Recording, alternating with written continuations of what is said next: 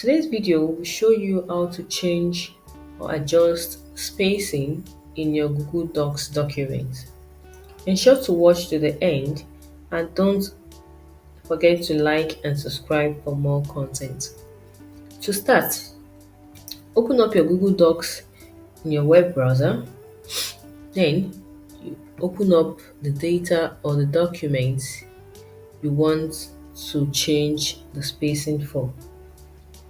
Then you select the paragraph or text you want to change the spacing. Now you click on the Format tab at the top of the screen and you select line and paragraph spacing. So you choose whatever spacing you want for your text.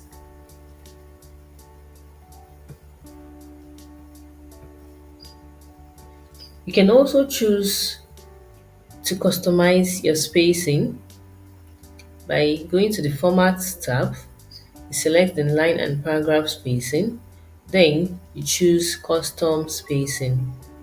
Now you can add whatever line spacing you want your text to be. When you're done, you select or you click on apply. Now you can see that your applied or your customized spacing has been fixed.